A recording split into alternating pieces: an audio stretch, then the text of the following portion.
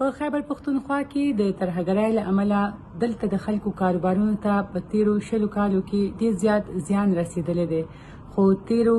3-4 میاشتو کې هم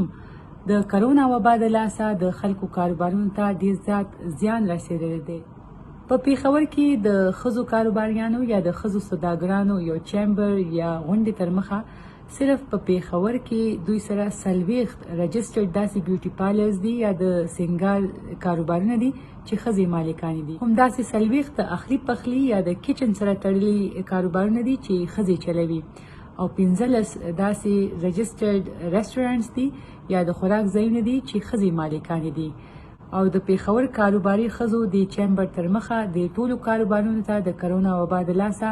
ډیر زیات مالی زیان رسیدلی دی او حکومت نه د مالی مرستو یا د خصوصي پیکیج غوښتنه کړې ده. په خیبر پښتونخوا کې د ښځو کاروبارونه که په کورونو کې دي او که په مارکیټونو کې دواړه خو د کرونا وبا د لاسه اغیزمن شوي دي، خو د کورونو کې دننه چې کوم کاروبارونه دي چې لکه بیوټي پارلرز یا د سنگار کاروبارونه، د بوتیک یا د تیارو کپړو یا د کخیدي د کپړو کاروبارونه یا کخیدي دي، دا ټول کاروبارونه داسې دي چې د کرونا وبا د لاسه ځکه اغیزمن شوي دي چې یو خو کاروبار را کم شوی دی، ګاهک را کم شوی دی، او دویم دا چې دې کې کارکوونکي ښځې چې کومې مزدورۍ به کولې، کخیدې به کولې، هغوی ته هم هغه روزي یا د هغوی هغه مزدوري کمه شوې ده یا هغې نه محرومه شوي دي. او پیښور کې زموږ یو څو داسې کاروباري ښځو سره خبرې هم شوي دي په دې اړه چې د کرونا وبا او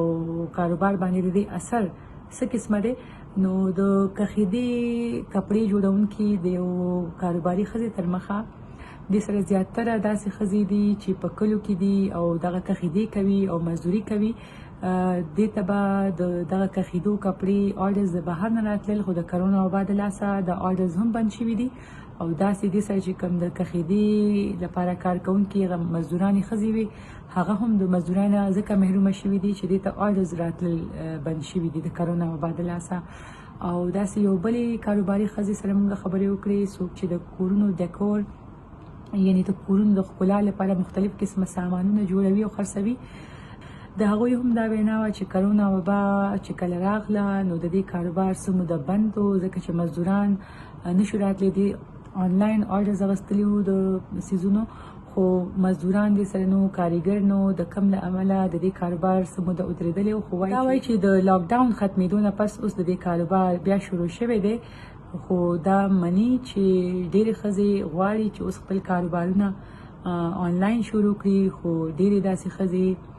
نه یوازې وسیلې نه لري، داسې د آنلاین کاروبارونو په هکله پوهه هم نه لري چې هغوی دا کاروبارونه اوس آنلاین شروع کړي. او دا کاروباري ښځې چې د کرونا وبا د اثراتو له امله د کاروبارونو د خرابېدو له امله مالي توګه باندې اغیزمنې شوي دي، د حکومت نه د خپل کاروبارونو د بیا رغونې لپاره